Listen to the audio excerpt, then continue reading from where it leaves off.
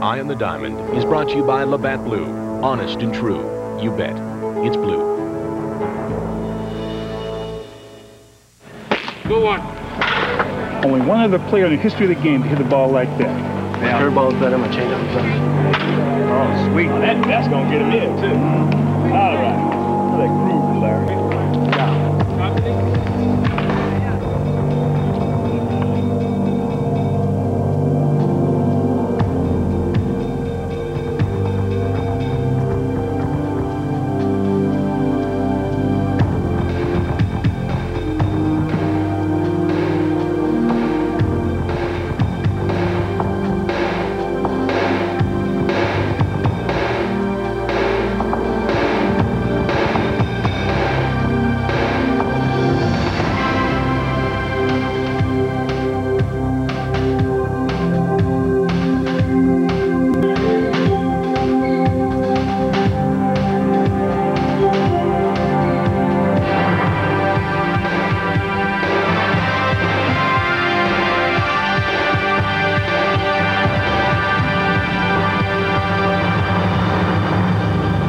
Character, makeup, and mental approach is very important to us because it isn't a short season. It isn't a 8 or 12 or 14 football games. It's 162 games, and so those relationships can really deteriorate if you don't have the proper attitude.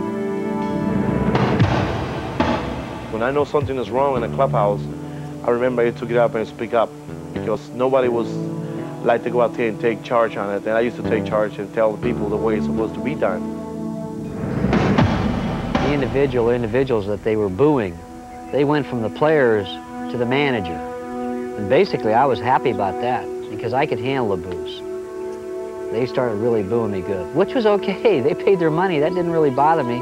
And actually, I'd rather have them boo me than boo the players because at least they could go out and play relaxed. I'm saying you're almost envious of the fact you're going, well, listen, you know, you go out there, you shoot at the Indians for years, you shoot at them, and then finally, when you think the war is over, these guys come in with bombs and just blow them up. You know, one day when we took 7 years of fighting. There were no more deserving fans in the Blue Jays. They had always been close, they have always been good, but never got over to the mountaintop, and we did it. I spent half the year watching these guys march towards the inevitable, the World Series, and I mean, it was tough. It was tough once again not playing, but even tougher watching these guys having all this success and without me. I saw Peter Caviglia running back, and I'm looking at him going, this ball may be out of here. It may be out of here. I actually went out to shake Mullich's hand, and he had tears in his eyes. Well, that make tears come to my eyes because I know how hard and all the pain and all the late nights and hard work these guys have put into it to win.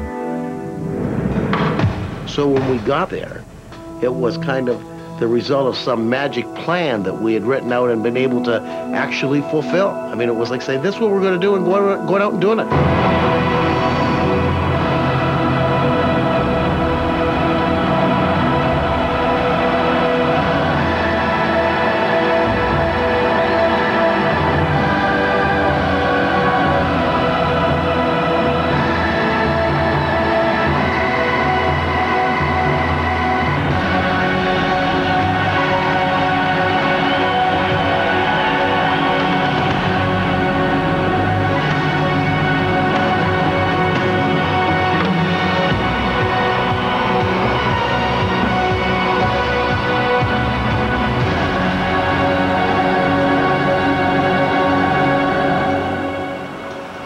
Not far from the warm waters of the Gulf of Mexico, a rite of spring for Canadian baseballers has occurred each March now for 18 years. With consecutive world championships and wide recognition as the game's top organization, the Toronto Blue Jays wear their celebrity with a comfortable assurance. Since landing in baseball's American League in 1977, the Jays have come annually to Dunedin, Florida, investing 30-odd days in anticipation of April's first pitch. Spring training affords an opportunity to compare notes and renew the exuberance of youth that binds a team. Keeping loose is virtually an art form. The players, young and old, are all here for the same reason, to show they belong.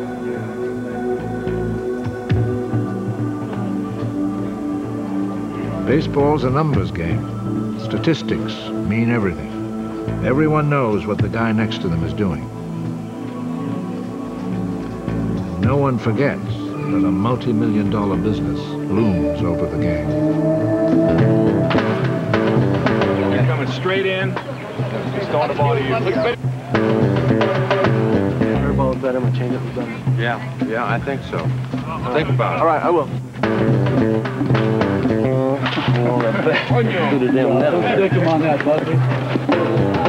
I want to hit in group 1 and 2. I need some extra swings today, man. 1 and 2? On your feet, shrug backwards. So good.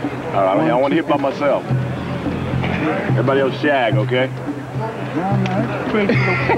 What's wrong? You ain't got no pull?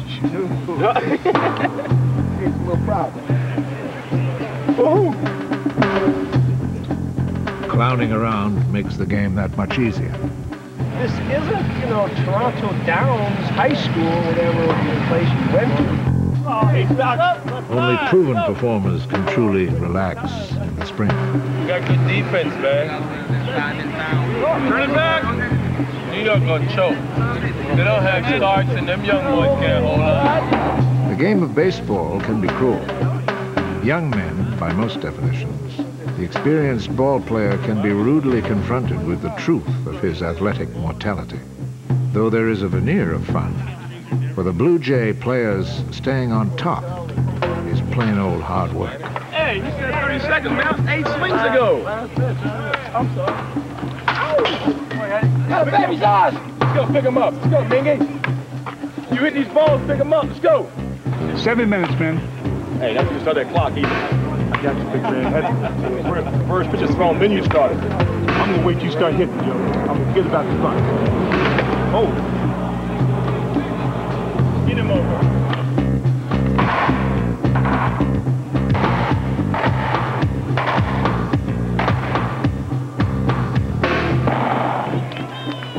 By winning more games than any other team for nearly a dozen years now, the Jays have built a legion of fans from coast to coast in Canada. It doesn't stop there. The Jays possess a front office steeped in the game's finer points. A system with an uncanny knack for unearthing and developing young talent.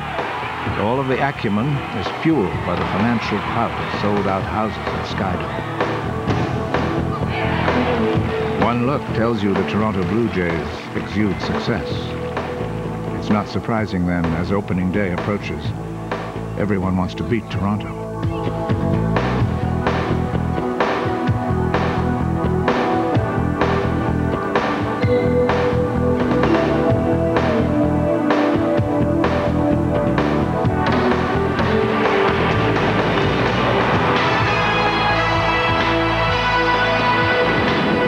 At the heart of the Jays' achievements lies General Manager Pat Gillick.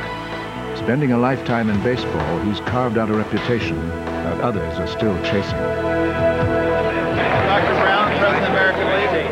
Having tutored as a scout with Houston and the Yankees, Gillick arrived just in time to lead Toronto into the '76 expansion draft that sent the Blue Jays one direction and Seattle's Mariners another. Gillick is preparing to close a chapter in the club's short but successful history. At season's end, he will retire with Cooperstown somewhere in his future. The Jays have now posted 11 consecutive winning seasons, 3 straight more than anyone else. Today, it's no secret that there are few better places to be in baseball than Toronto, where pre-game ceremony can be unmistakably Canadian.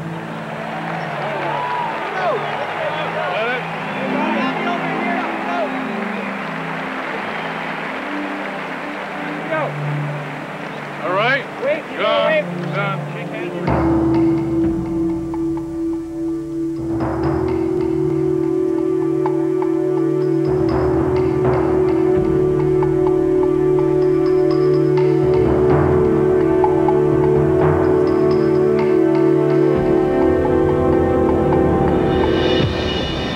April 7th, 1977. And as Bill Singer delivered a strike to Chicago's Ralph Garr, Major League Baseball came to Toronto. Reconfirming America's opinion of Canadian weather, April this day was more like January. The game was in jeopardy. But by 1:30 in the afternoon, undaunted, a huge crowd filled Exhibition Stadium. I'll tell you, that first game, I never thought we were going to play, and I know Peter told me that we've got 40-some thousand people in here and we're not going to let them get out. So I knew at that time, be it rain or sleet or snow, whatever it might be, that we were going to play this one. As the Jays gingerly took to the icy field, a curious White Sox club readied themselves.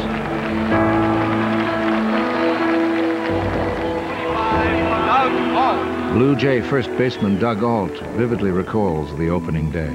The next thing you know is about, I don't know, an hour before the game, 45 minutes before the game, we walk out and there's 40,000 people in the stands. And there's no way we're not going to play this game, So it was an experience. Having navigated the ice of Maple Leaf Gardens for years, the 48th Highlanders were more at home than the ball players.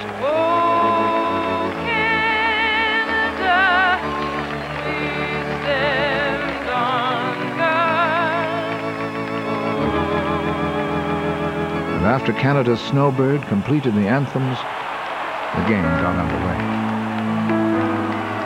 Equipped with a cast of discards from the rest of baseball, Toronto manager Roy Hartsfield would be in for a long season. And just in case he had any doubts, the White Sox put across 2 runs before the Jays had even picked up a bat. When slugger Richie Zisk clubbed a long home run to center field, the boisterous crowd fell silent. Enter Doug Ault. His home run followed 2 Blue Jay strikeouts in the first inning. The applause wouldn't stop. Now, I didn't know what to do. All I did was I just tipped my hat. I didn't know what else to do. Thank you for yelling. Hope you stay this positive when I'm going bad.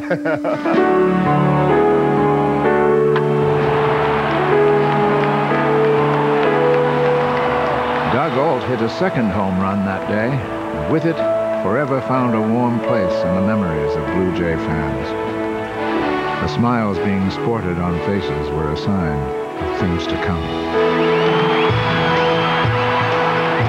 18 years later, the Chicago White Sox were again in town. But that's where the parallel ends. The Blue Jays franchise today alone is valued at several hundred million.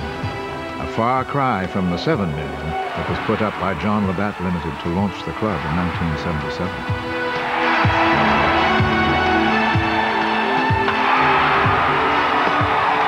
The Jays now boast a star-laden lineup that has become part of the sport fan's lexicon.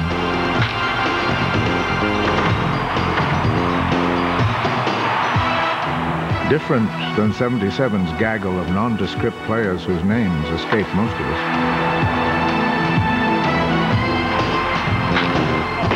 The Jays have matured into one of the dominating clubs in baseball. And in their growth, they've made an indelible imprint on America's game.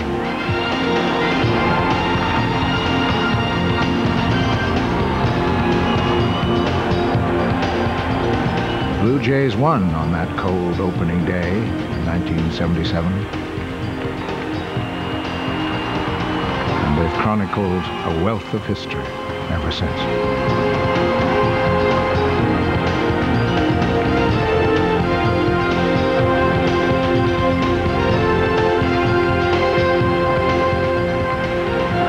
Eye of the Diamond is brought. Those first few years were filled with the excitement that only an expansion club can bring. With flashes of deft execution and precocious acts of daring, the Blue Jays gained a certain novelty in Toronto. And though they lost far more than they won, the new team brought a smile to those who took an interest. In the late 70s, more than 4.5 million fans found a seat at Exhibition Stadium. They came to know their heroes well. Otto Velez, Big John Mabry, Demo Garcia, Barry Bonnell, and probably the best of them, shortstop Alfredo Griffin. Through a combination of drafts and waivers and trades of drafts and waivers, the Jays concocted a formula for succeeding a clear third of the time. Enough to put you in the Hall of Fame if you're a player, but somewhat less than hoped for by manager Roy Hartsfield. Roy had worked in the Dodgers system for a period of time and knew the way they operated. And we kind of really patterned ourselves either after the Royals or the Dodgers. And so I think Roy knew what the game plan was. Bob Baylor, the club's first draft pick in November of '76, remembers the Hartsfield game plan. I think Roy was a no-nonsense type manager, and he was trying to do it with discipline. I remember he wouldn't let us go in the clubhouse during the game. And there wasn't a lot of heat in that dugout exhibition stadium. The wind blew right in there, and if you weren't playing, it got pretty darn cold. But that was part of his theory to have the team as a unit, be on the field as a unit, and win or lose as a team. And lose they did. More than 300 games the first 3 years alone. Yet there was an endearing quality to the team's often inept performance.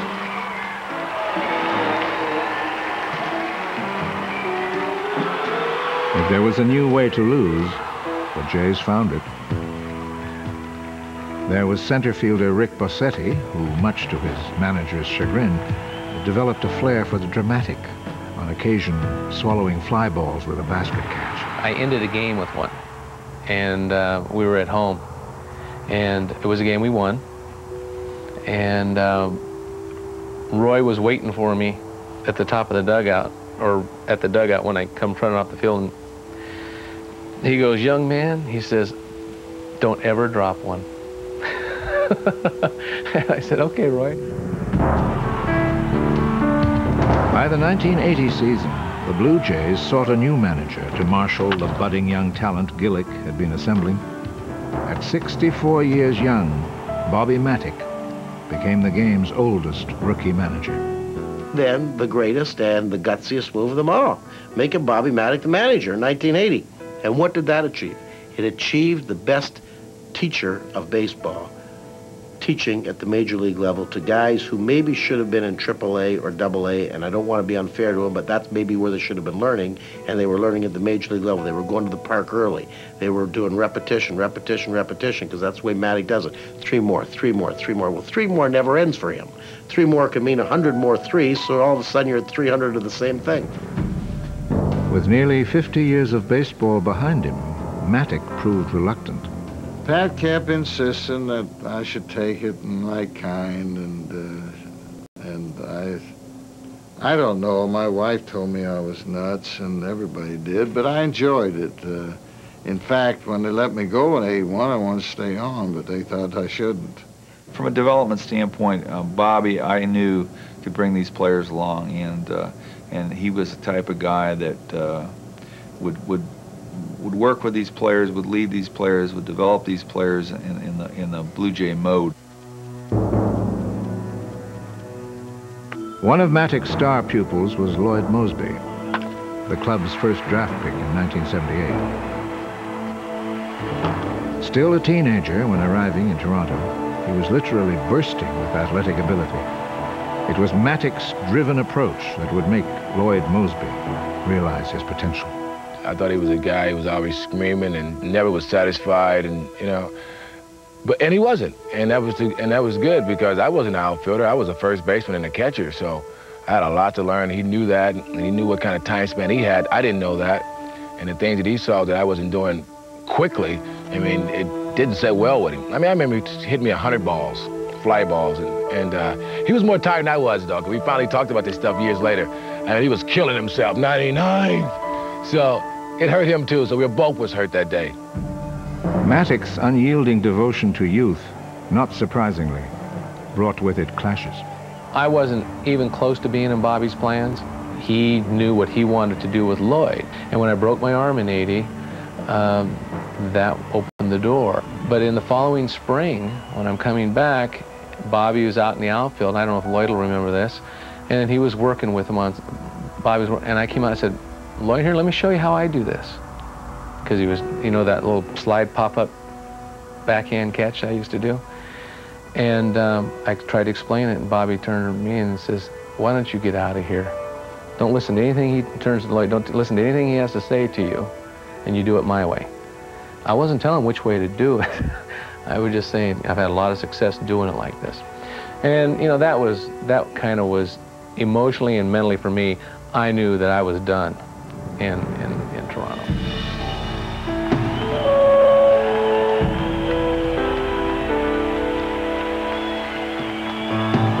The Matic era was also marked by the unlikely discovery of a college outfielder who was pitching for an injured teammate. Dave Steeb will never forget the day fate came calling in the person of Bobby Matic. Bobby Matic and Alamaki were at the game. They called me over and said they liked the way I pitched and this and that. And I said, well, I'm not a pitcher. I'm just helping these guys out. I'm an outfielder, you know, hit and throw and run and catch the ball. And they said, yeah, but we like the way you pitch. We want you to pitch. And he just was a natural. He had a tough, hard slider, great competitor, hard worker. And they said, well, if we drafted you, would you consider pitching? He thought he could be a outfielder, but I didn't like his swing at all. Some people thought he should play it out as an outfielder. I said, yeah, sure, if you draft me, I would pitch. And I didn't think they'd draft me, but sure enough, they did. And they were right. It was the quickest way to the majors. So I said, you ought to thank us for making you a pitcher, because you never would have made it the way you swung at the ball.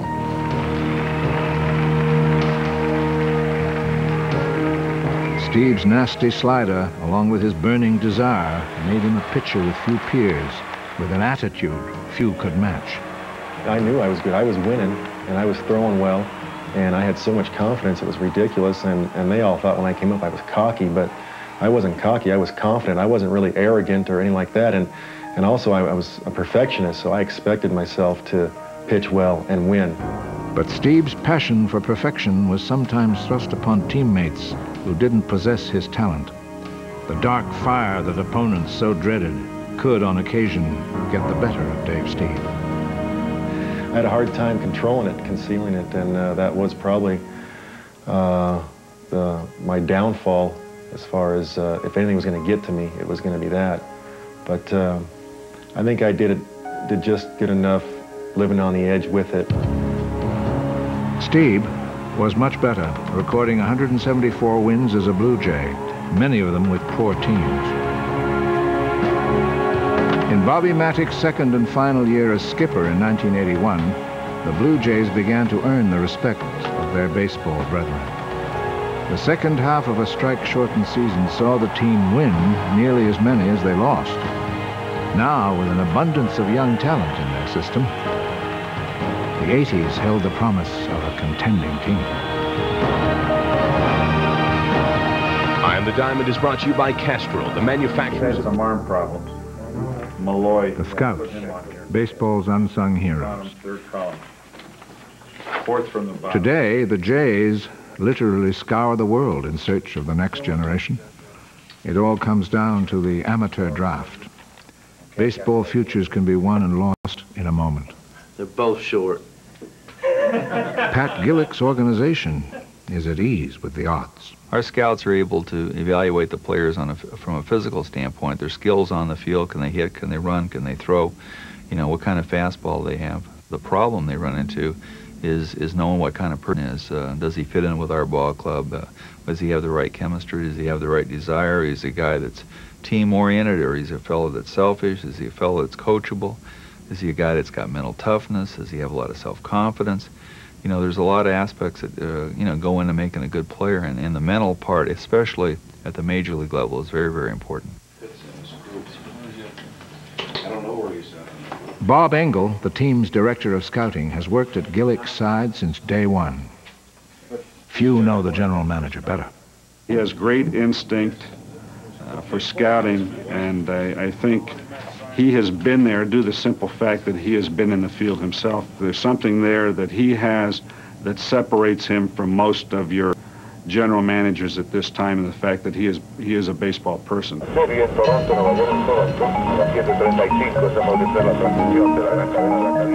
Dominican Republic, a land alive with baseball. The names of the great players from here conjure images not soon forgotten. The high leg kick of Juan Marichal, the swift bats of Cesar Cedeno and Rico Carti. Each honed his craft on dusty sandlots that are never quiet. Poor by most definitions of the word, the Dominican Republic is fertile ground for summer's pastime. Baseball carries with it a glimpse of the American dream in a place where hope can be fleeting. Most of Major League Baseball scouts the Dominican, though few teams have had the success of the Toronto Blue Jays. Here, a Pat Gillick scouting trip headlines the sport pages. In tandem with head Latin American scout Epi Guerrero, Gillick continues to mine the country for hidden talent. The thing is a small guy to be a catcher, for me and Domingo. With the Astros, Gillick quickly recognized the native Dominican's keen eye and his passion for the game. Together, the two have capitalized on the country's unfathomed depth of baseball genius. They love the game. They'll play the game day in and day out. I think that's the one thing that's happened, you know, in North America is the fact that a lot of our young people, they don't practice as much as they should, you know, but you got to play ball every day. You got to be involved in it every day, and that's what happens, you know, in Latin America. These people play baseball like baseball was played maybe in North America 20 years ago. While there is a lyrical amateurishness to these players at first glance, a closer look reveals a persevering commitment to the game they love. They are not at all shy about taking the very field on which their heroes performed. Alfredo Griffin, Damaso Garcia, George Bell. If there has ever been a born natural, it was Tony Fernandez. His long, supple frame handled ground balls with embarrassing ease. Gillick knew instantly this was his shortstop. Tony could just do things as a kid that no one else could do. He probably read a ground ball, you know, better than anyone I ever saw. So immediately when I saw Tony, I said if he doesn't hit with his speed and with his arm and his fielding ability, he's going to play in the major league. So he's a guy right away. Major league. Fernandez did hit, but it was his glove and those long looping throws that endured. George Bell had originally been with Philadelphia. With a history of injury problems at an early age, he was left unprotected. Gillick grabbed him. George certainly had all the physical, you know, capabilities, but you never know. It's the makeup, and George certainly had the makeup. I mean, George was one of those guys you either love or you hate him, but George was a winner, and George didn't want to embarrass himself, and George had a lot of pride. George Bell brought his own brand of baseball to the Toronto Blue Jays. Armed with an outspoken attitude, Bell was, at one and the same time, loved by his teammates and despised by opponents. Like Fernandez, Bell honed his game on the fields of San Pedro de Macorís in the Dominican Republic. He would become the club's most productive hitter in the 1980s. With George Bell, actions spoke louder than words, though it was sometimes close. Well, I create my style right from the beginning when I started playing with the Phillies. I was hard players. I always play real hard. For me, it was like those Kentucky Derby horses, you know, the baby horses. When you train those horses, they run, and working pretty much, you know, all the way to pass out. That was me when I was coming up. Bell was only one part of an exciting young club that Pat Gillick was building in Toronto. The general manager plucked first baseman Willie Upshaw from the Yankees. He would be the first Jay to drive in over 100 runs soon after. Right fielder Jesse Barfield combined home run power with defensive proficiency. He became a regular. With pitching anchored by Steve and hard-throwing Jim Clancy, the arrival of no-nonsense manager Bobby Cox suggested newfound prosperity for Toronto. Cox brought a peppery demeanor from Atlanta in time to take over the Jays for the 1982 season. He immediately had the respect of the clubhouse. Bobby Cox, one of the greatest. I think Cox bring the unique style with the Toronto Blue Jay organization how to win. I mean, this guy came, man, he was a bulldog, man. You'll never, ever be able to explain what he did for this organization. You'll never. Bobby Cox was my favorite manager that I ever played for, and I felt the best manager I played for. He was a man without an ego. I mean, Cox had no ego. There's no question about it. I mean, he wanted the players up front. He wanted the coaches up front. He didn't want to deal with the press. That was a necessary evil, a part of the game for him. All he wanted to do was make sure that the team was as well trained and as well equipped to go out and win games. And you could see the things start to turn around. Development was fine, but Bobby Cox's intention was to win. I thought they had a lot of good young players, and knowing that Pat was at the helm, I knew we were going to get more good players too. And I know they had a lousy season in '81, like a lot of ball clubs, but Pat felt very adamantly that, you know, the ball club was capable of winning maybe 85 games that very year in '82, and we came close to that. The 1982 Blue Jays finished a mere 6 games below 500. And for the first time, they managed to catch someone, locking the Cleveland Indians in a tie for 6th place in the powerful American League East. In part, the success traced to platooning. It was simple. Ernie Whitt would start against right-handers. Buck Martinez would face the left-handed pitcher.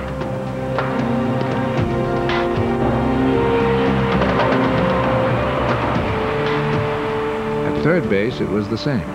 Rance Mullenix and Garth Orge split the playing time.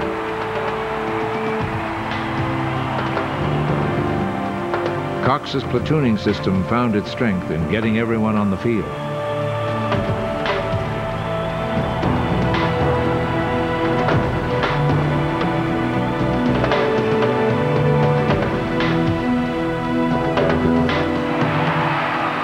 And though the Jays weren't ready to contend for a pennant, there was never any doubt where they were headed.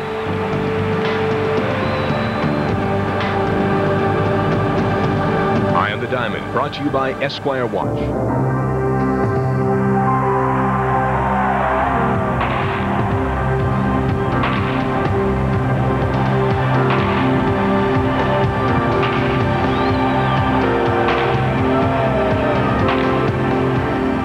By 1983, the Jays found themselves in an actual pennant race. A year later, they finished in second to the Tigers. The organization's young talent was maturing under the leadership of Bobby Cox. One of the club's few veterans was catcher Buck Martinez. People don't realize or remember how good the '83, '84 teams were before we had a chance to win. Because '83 was an excellent team, '84 was a very good team, and finally '85 we broke through. The Blue Jays owed much of their new success to the bat of George Bell. The same could not be said of his fielding. Bell's version of left field has, over time, evolved from point of contention to that of burlesque recollection. And though he was probably better defensively than was his due, wherever George and his glove went, controversy wasn't far behind. The '85 Jays boasted diligent coaching. Al Widmar handled the pitchers,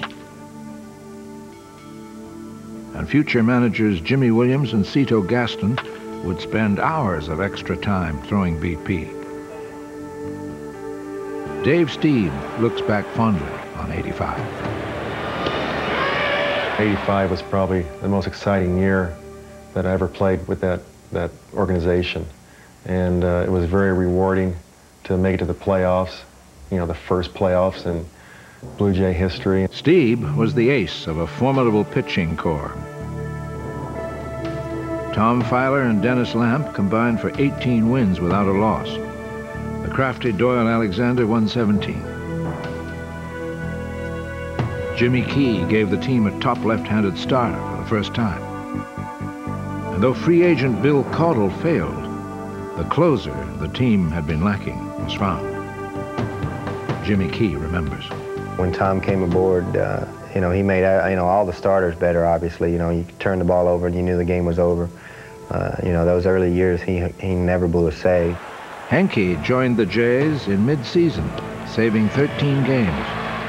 Soon known as the Terminator, he helped defeat Billy Martin's Yankees. The Yanks sported high-priced stars like Dave Winfield and Ricky Henderson. Though the Jays showed the strain of holding first place since early June, the young club responded, beating the Pinstripers in 5 of 7, right in New York, and put themselves in position to clinch their division on the season's final weekend.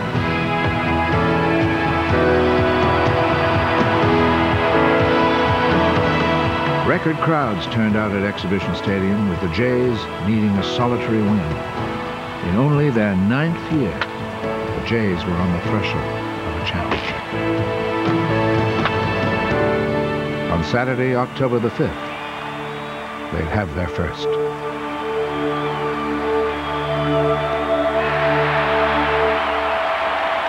I was hoping and praying, God, you know, they can hit the fly ball to me so I can get down on my knee and thank you, God, for, you know, for giving me the opportunity to catch a fly ball and to win. And that was one of the greatest feelings I ever have in my life. George Bell's catch set off a mad celebration, the kind that those more acquainted usually reserve for the end of October and a World Series triumph.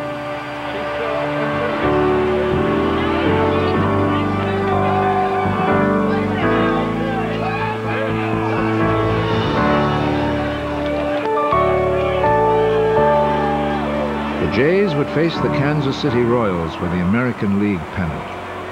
The prospect of being part of history no doubt ensured the attendance of then Prime Minister Brian Mulroney.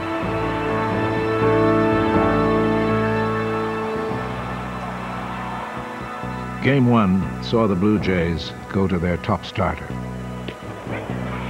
Dave Stieb didn't allow a Royals runner past second base, and Toronto's offense counted 5 runs by the 3rd inning. The Jays cruised to an easy 6-1 win. The second game was much closer. With the two teams trading runs and the lead several times, the play took on a feverish intensity.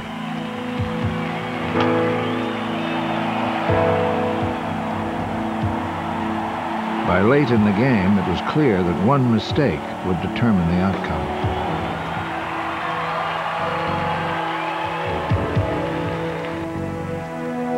Down in extra innings, Al Oliver's game-winning hit off Dan Quisenberry catapulted the delirious Jays to Missouri, up 2 games.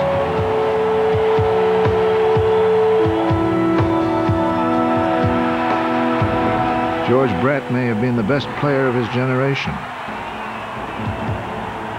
and the Jays were about to find out why. Though Toronto led early and was playing well, Brett single-handedly brought the Royals back from the brink of elimination, knocking out 4 hits, 2 of them homers.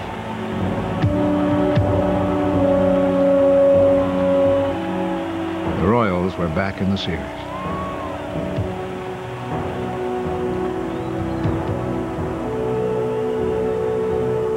Two nights later, it was up to Al Oliver again. His pinch hit double in the 9th put the Jays a victory from a World Series berth.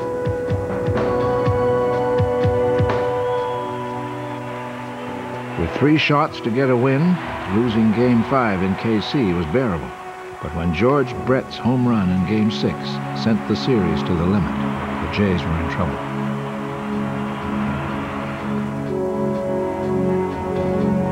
Lloyd Mosby hasn't forgotten the deciding game. We were tight. We had lost. We had no chance that day because there was no intensity. It was a feeling of nervousness. You know, we had blown it. We should have won it in Kansas City. It wasn't meant to be.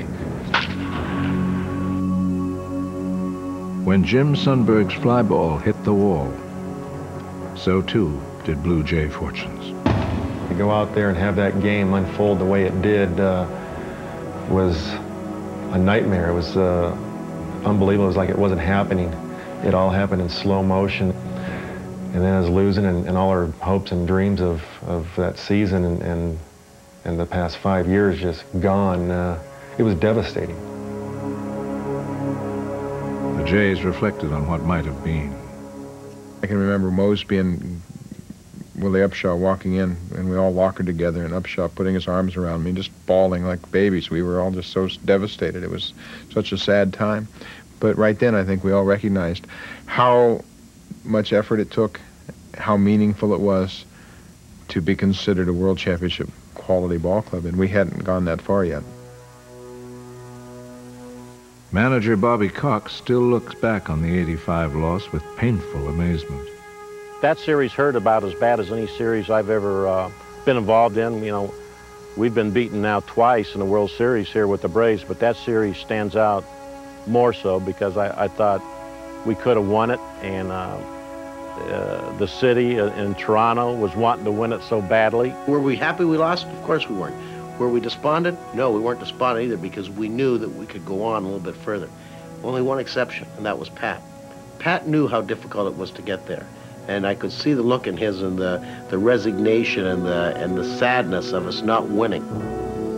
Gillick had another concern. The catalyst in the club's ascension was returning to his hometown of Atlanta.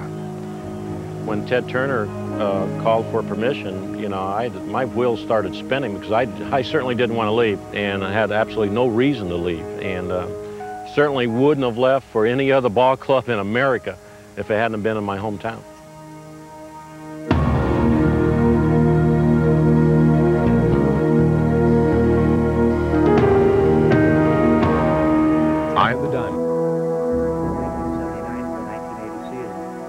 Jimmy Williams became the Jays' fourth field manager less than a month after the loss to Kansas City. Thanks to Pat, I was given an opportunity originally to be a coach and then given the opportunity to manage at the major league level.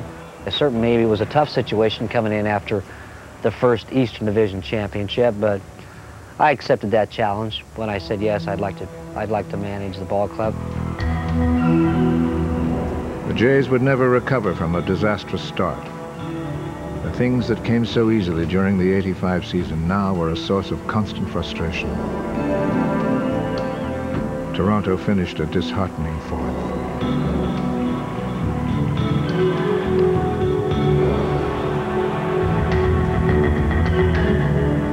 Jimmy Williams' rookie year had been a victim of the club's poor pitching. His ace won only 7 games. The Blue Jays vowed that 1987 would be different. And Williams and his team undertook play with a fiery determination.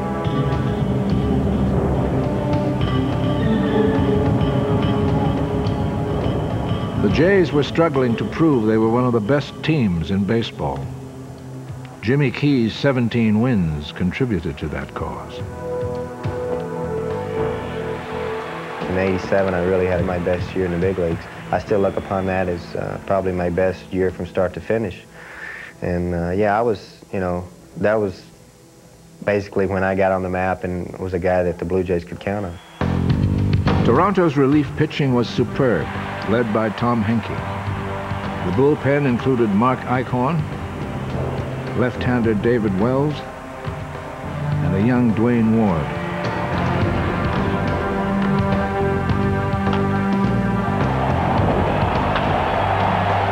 The Blue Jays' offense centered on what some were dubbing the best outfield in baseball. Bell, Barfield, and Mosby combined for over 100 home runs and 300 RBIs. Kelly Gruber cracked the lineup. Rookie Fred McGriff hit 20 home runs. So potent was the offense that in one game they socked a record 10 home runs, 3 of them by Ernie Whitt.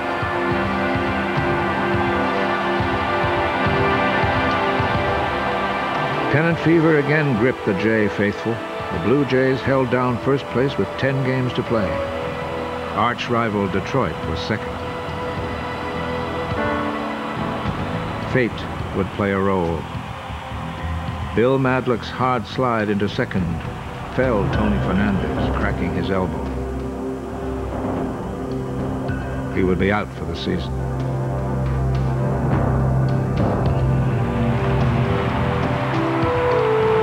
Lloyd Mosby can readily awaken the drama of the '87 showdown between the Jays and the Detroit Tigers.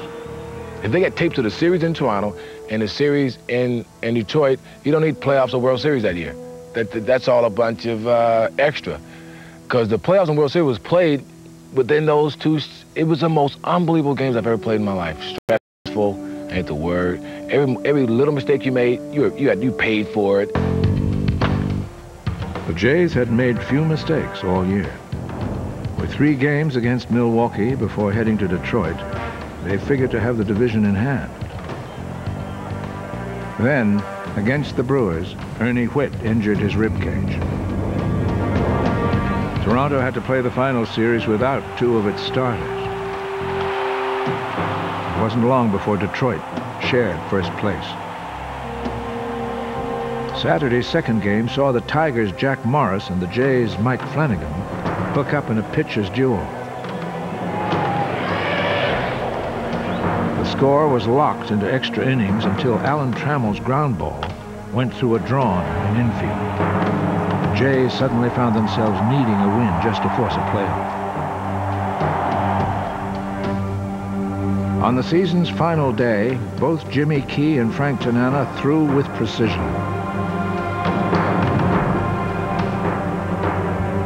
An early Detroit home run would be the only blemish on Key's brilliant effort. Most days his start would be enough to win. But Toronto was unable to score a run. The Tigers had swept the weekend series, and almost incredibly, the Jays had lost their 7th straight game. That's one of the biggest pain in my life, still staying inside. I cannot believe it. I cannot believe we lost 7 games on the roll. 7 games straight. 7 games on the roll. I'm talking about straight with the team we have. George Bell's fine season made him American League MVP. But Toronto's collapse suggested changes were coming. George Bell was an outstanding player and played hard and played to win and wanted to win. The only thing that we tried to do, when I say we, the organization, is he got to the point sometimes where he had some injuries. They try to take more production out of myself, take him out of the outfield, only to be a hitter. And sometimes you cannot do that with the players. And that was my concern when I was out there. That's why we had that bigger argument in 1988. The Jays met with Bell to outline their desire that he become the club's full-time designated hitter. He agreed to it in this meeting. And Pat Gillick and Beeston and Lamacchia, and there were several people there with George and his agents. Right after I finished talking, he says, yeah, that's fine. Now let's talk about the cake, meaning his salary. But by the time training camp rolled round, Bell had a change of heart. After all, he was the league's most valuable player. Things got bitter. Maybe it was a pride factor with him, and that's okay, I understand that. And all I was trying to do was look at him from a longevity standpoint, from a contributing standpoint. On opening day in 1988, DH George Bell hit 3 home runs. He went home that day without talking to anyone. Not long after, the Jays relented and Bell was back in his familiar left field position. But the damage was done. Fans grew to resent Bell's attitude more than his inconsistent play. He was roundly booed. I was asking to a Toronto fan a little bit more than I expect. And I don't know, they take sometimes the wrong way because sometimes they coat me really bad. I remember a couple writers, you know, they really misquote me every time. I don't know why.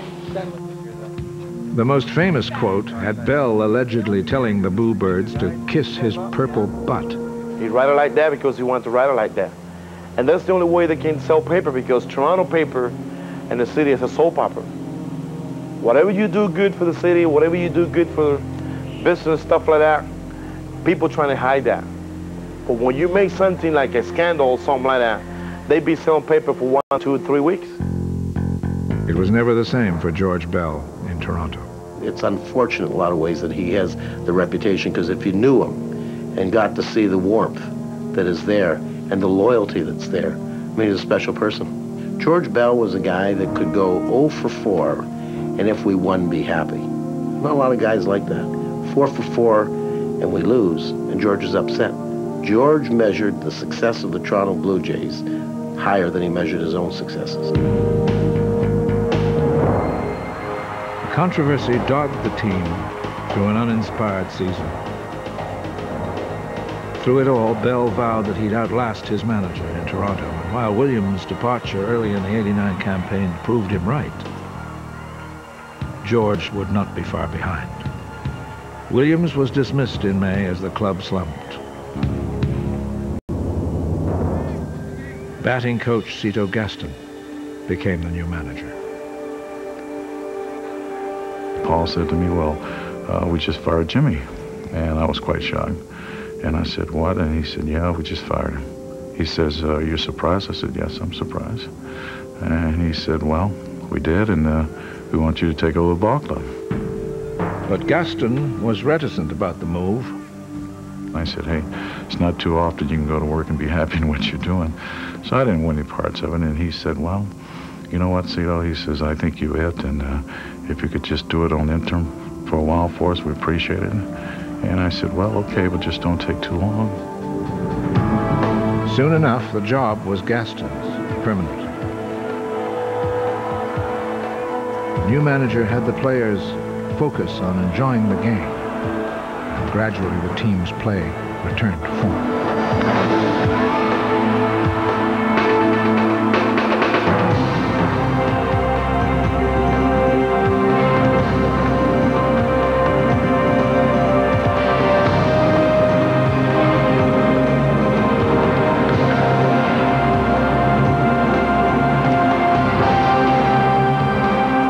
May, the Blue Jays were playing their last game at Exhibition Stadium, and who else but George Bell would close the book on the building with a game-winning home run.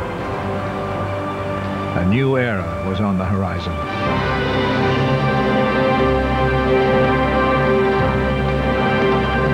Eye on the Diamond is brought to you by Aptiva.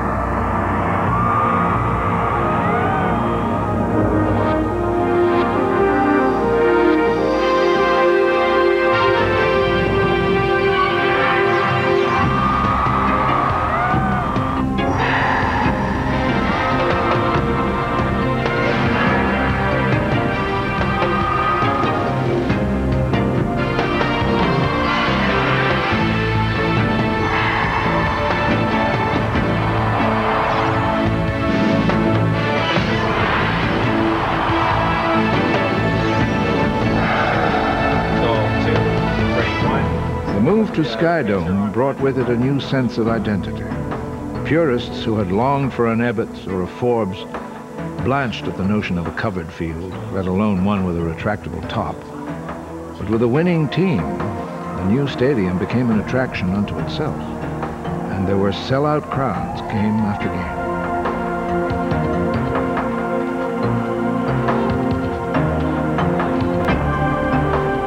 The Toronto Blue Jays had at last found a home in one of baseball's architectural marvels.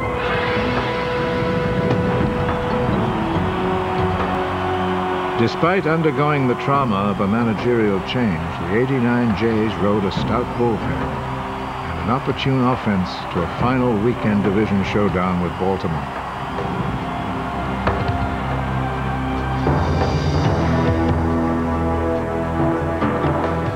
Tom Tom Henke closed out the Orioles with a ninth-inning strikeout. The Jays were champions again.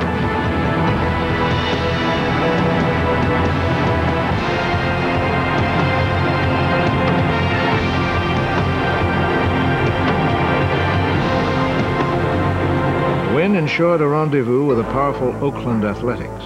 The A's were led by the dizzying speed of Ricky Henderson.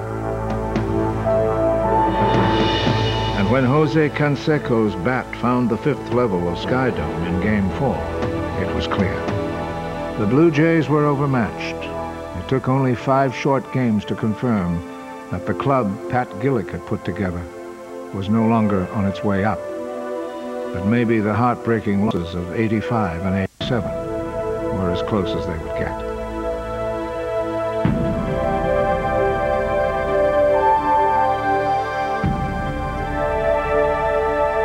Their faces said it all.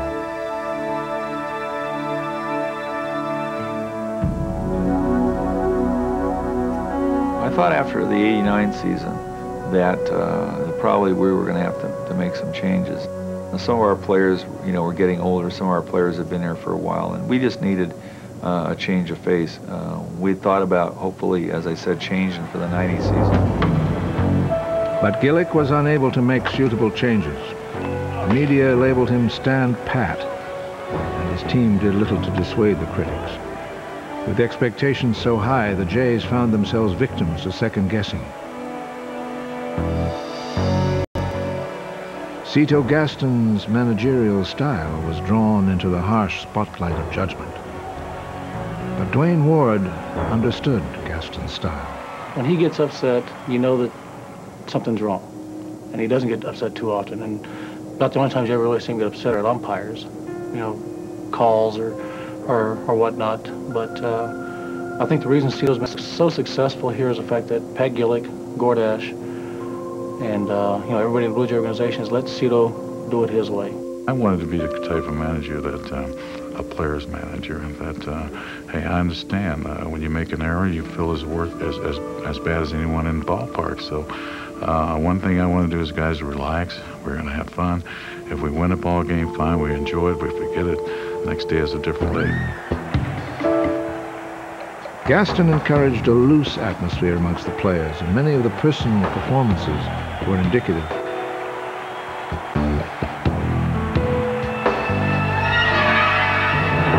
College star John Olerud moved directly to the big leagues and established himself as a capable batsman.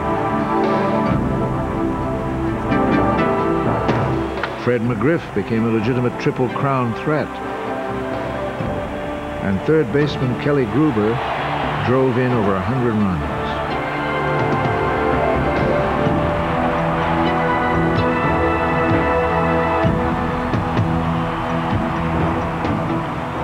But perhaps it is Dave Steve who will be most remembered by 1990. Having twice lost no-hit bids in the final frame, on a sunny September afternoon in Cleveland, Steve got his elusive no-hitter.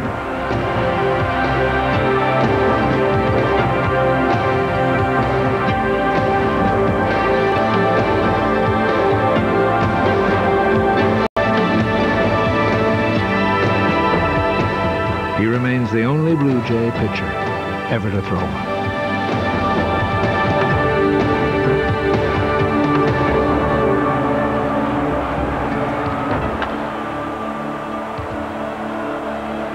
Though Toronto made a spirited late-season run at the Eastern Division title, it would simply not be enough.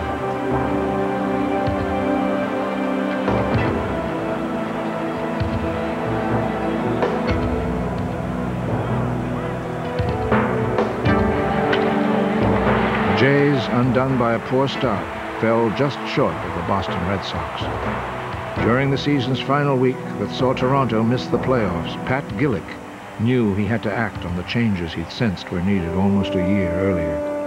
Any misconception that Gillick was a reluctant dealmaker would be forever vanquished. First, he put outfielder Junior Felix into a package that brought the Jays California's Devon White.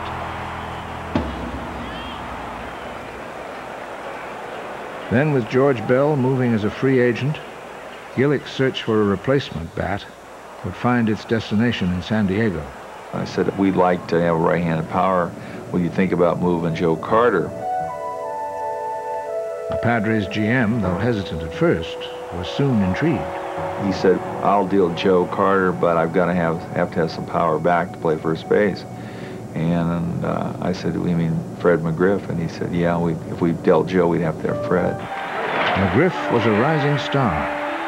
And I thought for a second, and I said, well, you know, that's a difficult trade for us to make. Would you consider, if we threw Tony Fernandez in, then would you consider putting Robbie Alomar? And his response was, well, that's a very interesting deal. While initially only planning to chase Carter, Gillick was excited at the notion of getting Alomar, a player he believed had boundless potential. I ran it by our guys, and there was some doubt, I think, in their minds. I said, my feeling was it just was a better fit for us. Gillick knew that Fernandez was talking of retirement. After confirming the deal, he called his wife.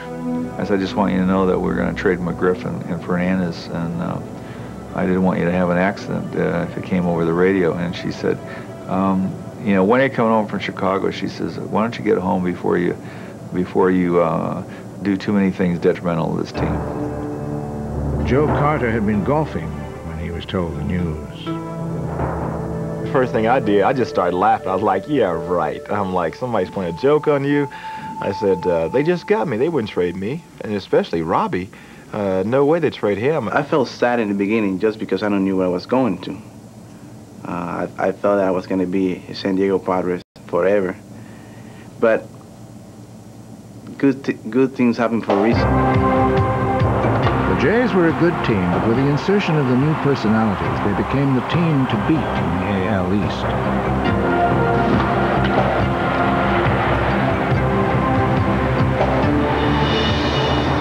Roberto Alomar, Joe Carter, and Devon White became central figures in a new-look Blue Jay lineup. Pat Gillick had managed to change the face of baseball in Toronto in less than a week. It's not done yet. A Steve injury opened the door for Dominican Juan Guzman, who won 10 games after mid-year. Gillick acquired the knuckle-bowling Tom Candiotti to reinforce his rotation. Toronto was overcome with excitement as the Jays became the first club to draw 4 million fans in a season.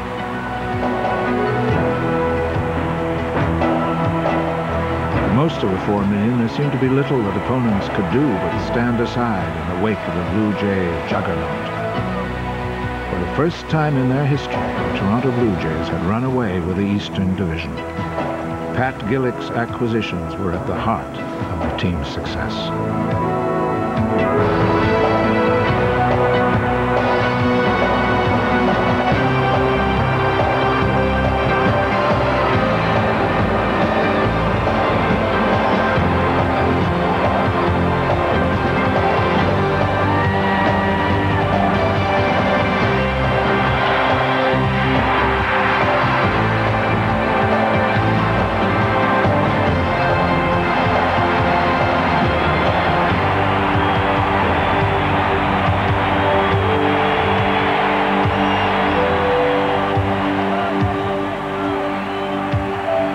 Now there was only one team between the Jays and a trip to the World Series.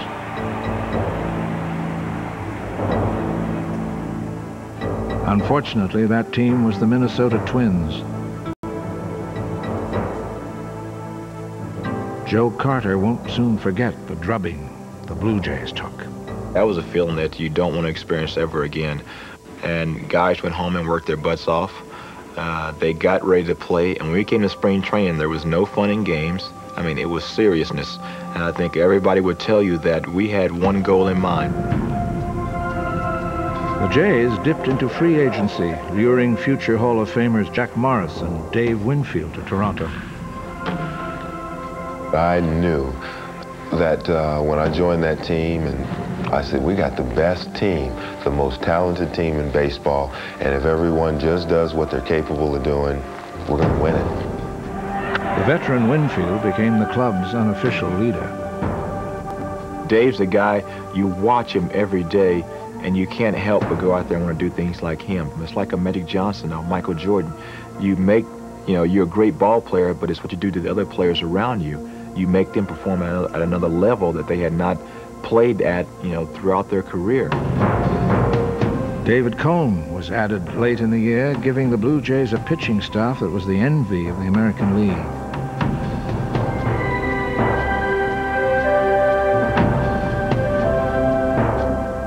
The club displayed a cool confidence in clinching their third division championship in 4 years.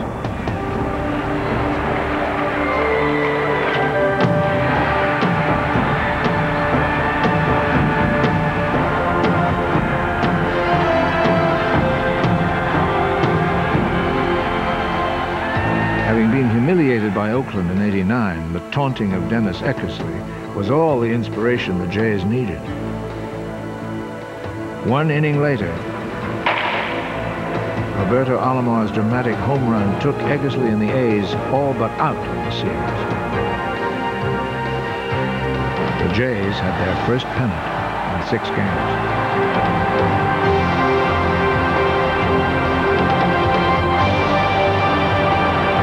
Atlanta Braves unabashedly promoted themselves as America's team, and in facing Canada's own Blue Jays, the World Series set up baseball's first international classic.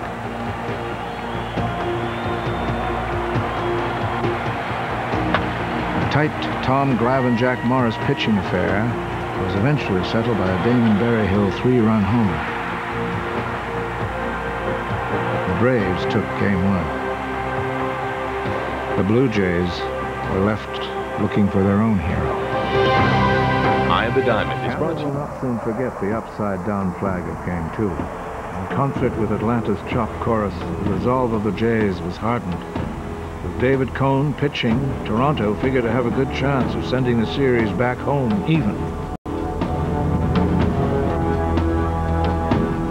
It would not prove easy. It was somewhat ironic that former Jays Bobby Cox and Jimmy Williams were now in the enemy dugout. For Dwayne Ward, a one-time Brave, the opposite was true. I told myself that I wanted a ring before the Atlanta Braves got a ring. Ward pitched well in relief, but with the Jays down a run, reserve Ed Sprague was called on to pinch hit for him in the 9th. I didn't think about the World Series. I didn't think about first at bat. There was 1 out, 1 on. I can actually remember it's about as focused as I've been probably at the plate. I knew I hit it good. It was just one of those ones you really don't feel. The ball was in the lights, and then I looked down and I saw Deion Sanders' back had been turned, you know, was turned to the wall. So at that point, I knew it was coming.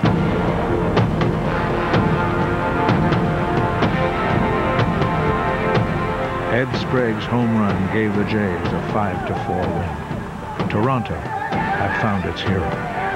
The series was tied at 1.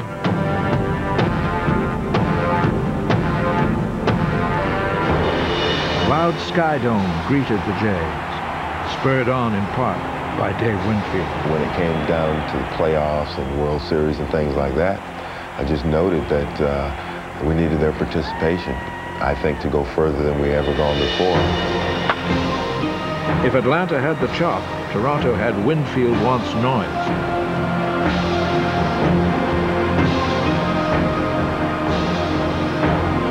The battle cry exhorted the Jays and their fans to new heights in the 3rd game. The pinnacle was Devon White's catch of a deep fly ball in the 4th inning.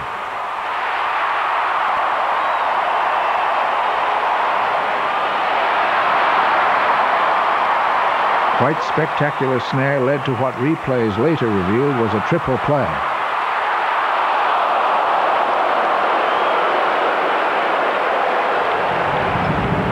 The Jays were inspired. We never doubted that we could come back and win. I mean, we knew that this was going to be our year. Though the game remained tight, momentum was clearly moving to the Blue Jays. When Kelly Gruber's home run tied the game in the 8th, the close calls began to break in Toronto's favor.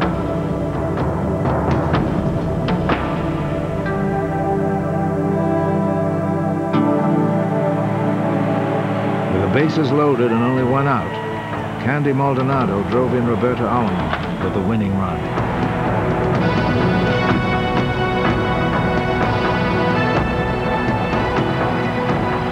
The Jays went up 2 games to 1. It was a moment to remember. It was great for me personally, for the team, for the fans.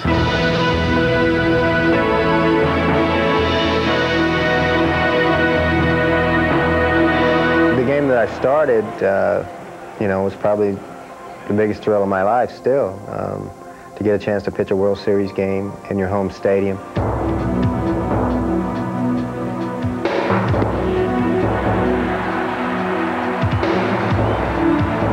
Having only come out of the bullpen in the ALCS, Key pitched masterfully in Game 4. He would turn the ball over to Dwayne Ward in the 8th, surrendering but 1 run. Key's next start in Skydome would see him in Yankee pinstripes. The tip of the hat and all that was mainly just appreciation to the fans and just saying thank you to them, and you know, not knowing at the time that it might be my last time as a Blue Jay coming off that field, but as it turned out, it was. The Jays had a stranglehold on the series. Now with Jack Morris poised, the Braves would be lucky to see another game at Fulton County Stadium.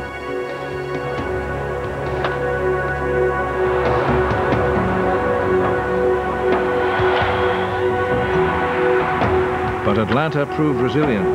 Their offense exploded. Facing a precarious situation, Cito Gaston recalls having a quiet moment with Jimmy Williams. I had to go out to the mound. I came back by Jimmy, and we had nobody out. I mean, we were in trouble. And I just kind of looked at Jimmy and said, hey, this is great, huh?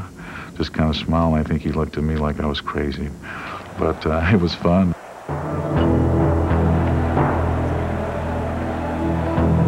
Lonnie Smith's grand slam sent the teams back to Dixie with the Jays up 3 games to 2.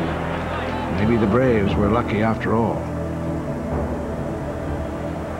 Toronto remained relaxed and confident. Game 6, on the night of October the 24th, became the most watched baseball game ever in Canada. And like most of the series, the game was close.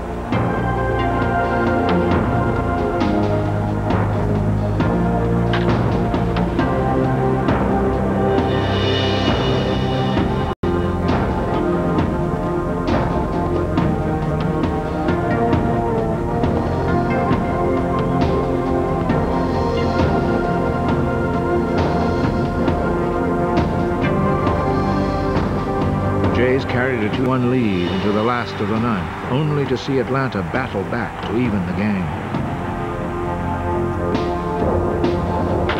Dave Winfield put Toronto in front 2 innings later. In a career filled with big moments, it is his swing in Atlanta that still lingers. To hit a double and stand in the middle of the opposition's field and silence and hush the 50,000 people there.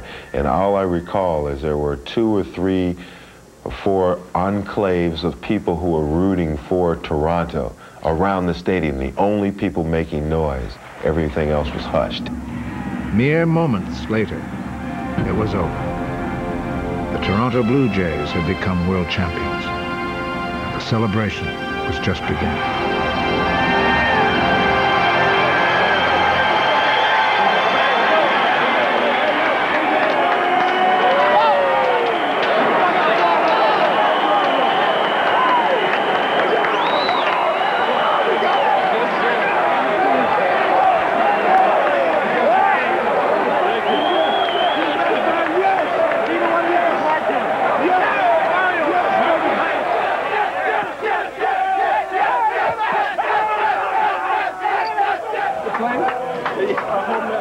It had taken Pat Gillick and the Blue Jays 16 years, but they finally had their championship.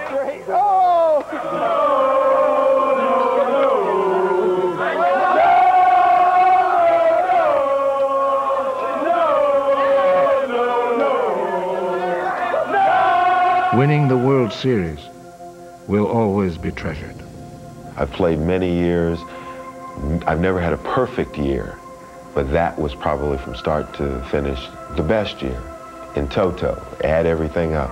Relationships with players, relationship with the community, good season, and a manager I really enjoyed playing for. I just had some good guys that were very proud and very happy to be in the World Series, and they went out and proved it. And all the negative things that has been written about this ball club, they went out to prove that all those people were wrong, and these guys did it. It was one that I don't know if I could describe it. It had every type of emotion or imaginable embodied into that one moment when the final out took place at first base. For the injured Dave Stieb, it cast a somewhat different feeling. It was bittersweet. I mean, it was great to have been a part of that, even if it was on the bench. And it was great to get a ring, but it was tough to just watch and not go out there and play. It just, I guess it was the typical end to a Dave Stieb story.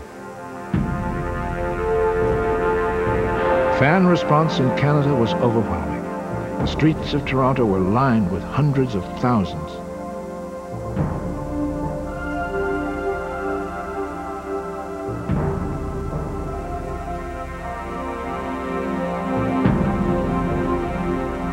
Inside Sky Dome, there were speeches and tributes from players and management.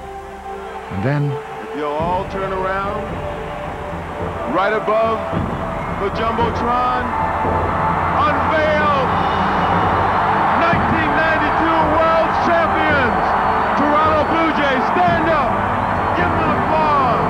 We won, noise. I love you. I am the Diamond. What it comes down is the business of baseball. I understand business. I don't particularly like the way all that went down, and we're not going to cast any blame here. Not then and not now, but they know that I said it would be great to play here a couple more years. We wanted Winfield to come back for '93, and we went down to New York for the expansion draft. But Winfield wouldn't be coming back. The two sides had trouble agreeing on terms. The club wanted to go short. Winfield's agent sought a longer deal. I think Jeff and David had some different ideas. In fact, they had some much different ideas than we did. And right then when we left there, we thought that we might have to go in another direction.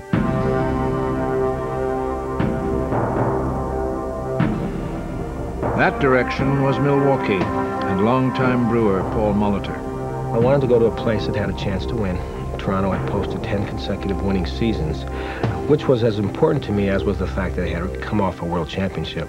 And I talked to current and former Blue Jays about how the organization not only went about their business in trying to win and their commitment, but also the way they treated their players as men, the way they treated their families, the way they tried to make it a positive environment for players to play in. But in Toronto, Molitor inherited the burden of replacing the popular Dave Winfield. I did feel pressure to come in and try to replace Dave's, fill in for Dave's shoes, which had been very big ones to fill considering his contributions in '92. I knew it would be a difficult situation. Molitor's was the most visible change, but there were many to the world champions. In 1993, we lost 14 players from '92.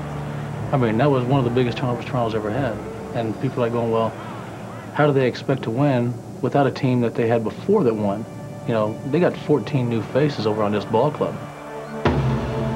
Not the least of which was Dwayne Ward inheriting Tom Henke's job as closer. The other key move brought Dave Stewart to Toronto.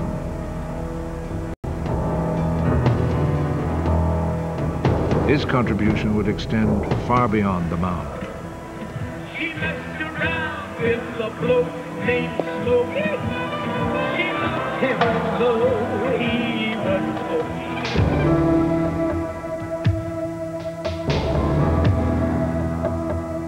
With the loss of Key and Cone, Jay pitching was expected to falter, but the emergence of Pat Henkin stabilized the rotation.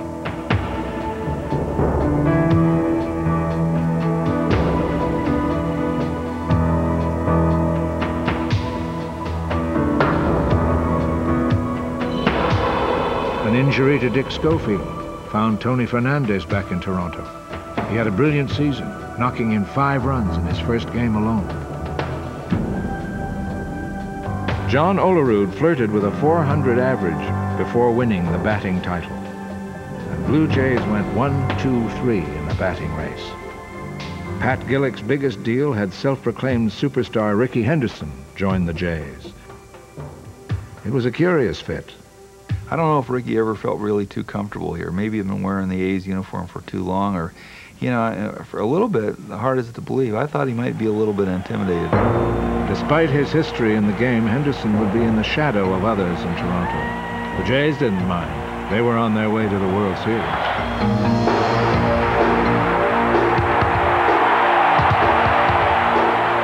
There was a brief brush with Chicago's White Sox in the ALCS. But soon enough, the Blue Jays were engaging Philadelphia in October's Classic.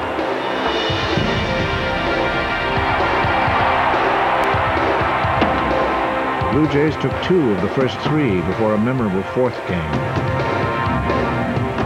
There's no understatement to say the pitchers got roughed up. In more than 4 hours of play in a steady, cold drizzle, the teams collected 32 hits and 29 runs.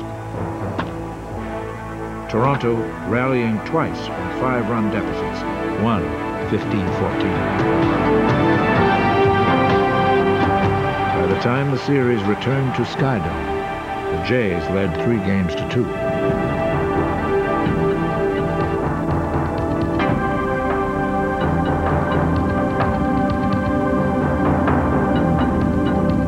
When Len Dykstra's 7th inning homer put the Phils in front, it looked like there'd be a deciding game. The Blue Jays had one last chance. With Mitch Williams throwing, anything could happen. And this night it did.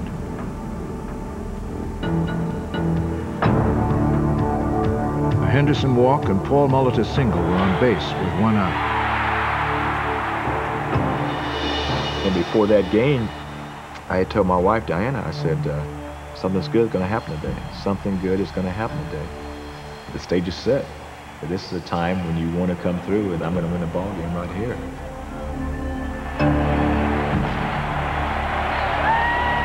And he throws me 2 straight balls. 2-0, I said, no way I'm swinging. No way.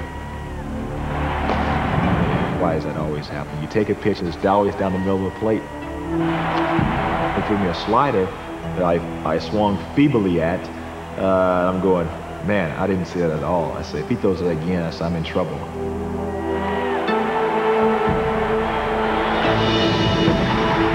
I immediately looked up and I couldn't see it because of the lights. And I saw Peter Caviglia running back, and I'm looking at him going, this ball may be out of here. It may be out of here.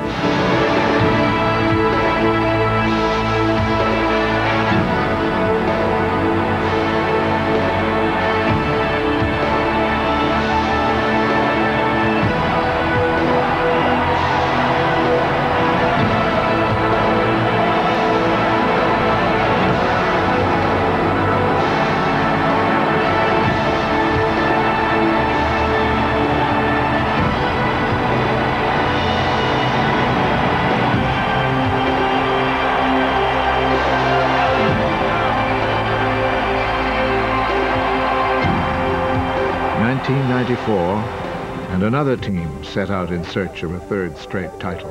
It don't matter how many they take, they always pick the worst one.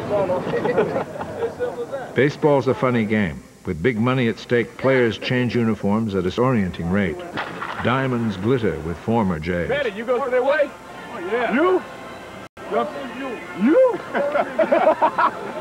Check the bat.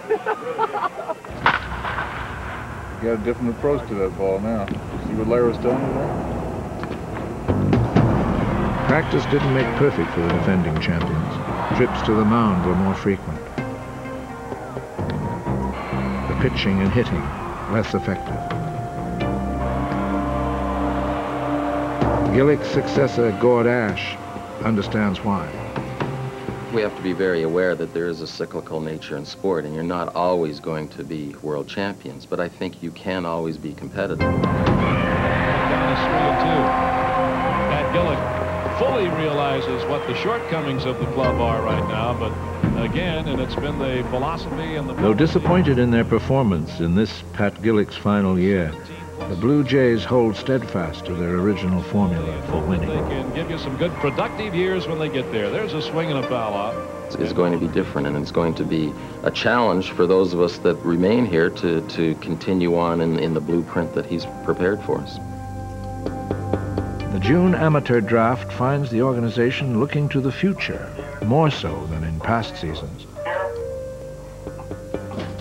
Houston's selection is number 764. In 1994, it seems somehow appropriate that this year's hidden gem will be playing elsewhere. Toronto selection is number 982, Kevin Witt. But when it comes to building tomorrows, the Jays are never short on good ideas. There are few men in baseball with a passion for the game like Pat Gillick. Are you switch hitting too? No? Just right-handed? Through the years, he's made countless trips to the Dominican Republic, examining young talent, working with the grassroots. There is no greater challenge than projecting a young player into the future. It's the only way we can catch up with you people. Yeah, that's right. You guys been in business too long. There is no secret to his success. Work hard. That's what you have to do. Just show a good work ethic, work hard, and you're going to be successful because time goes by very quickly. So good luck to each and every one of you. And again, thanks again from the Blue Jays to the Dominican Republic. With Gillick's guidance, the Blue Jay legacy has extended from the Dominican Republic to go throughout most of Canada. Today, scores of young Canadians play baseball whose parents never did. When the Jays play their annual game with Canada's Baseball Institute, most of Medicine Hat is there. Oh! Pull it! Pull the ball! Big Kylo! Oh! You pulled it! You pulled it! There are professional sports teams in Canada that have broad appeal. But none of them are supported as widely as the Blue Jays. On this day, the score doesn't matter. Instead, it gives the fans a moment with their team and affords a chance for many of the Jays to understand how profoundly they've affected the country in which they play.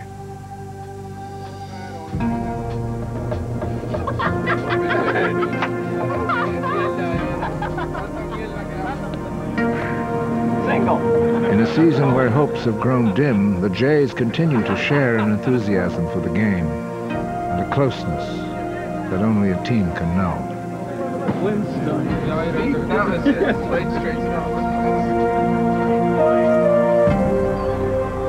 Through the disappointment, there is solace in the knowledge that their closer is not playing, that their offense is still potent, pitching still young.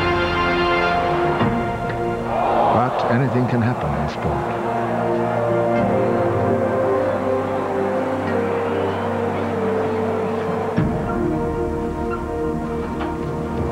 '94 has seen injuries, aching pains,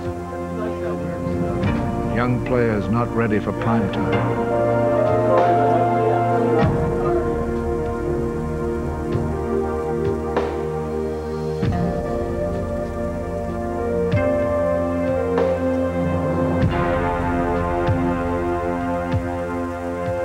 There's always next year.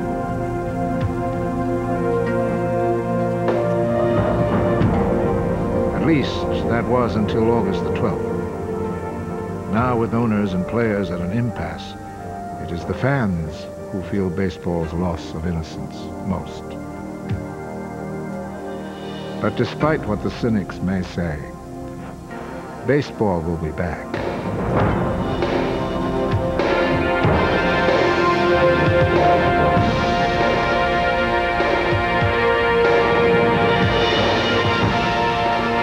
The diamond. Theirs is a concise history, but one charged with the drama that captured the heart of a nation.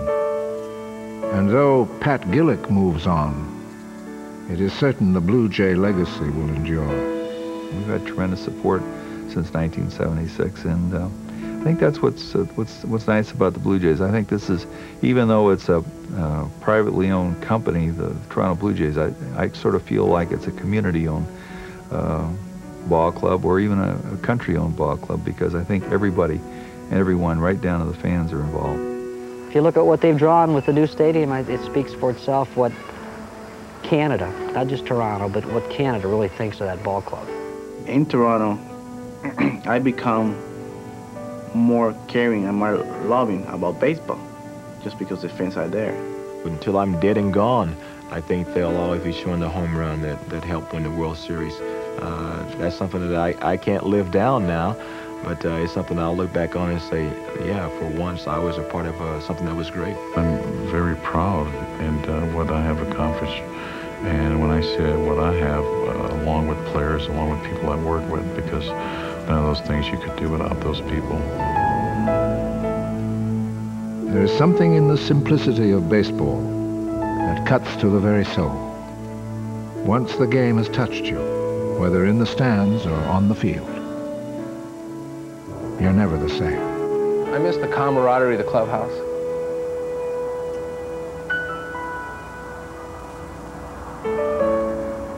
That's what the fantasy camp gives me a little bit of.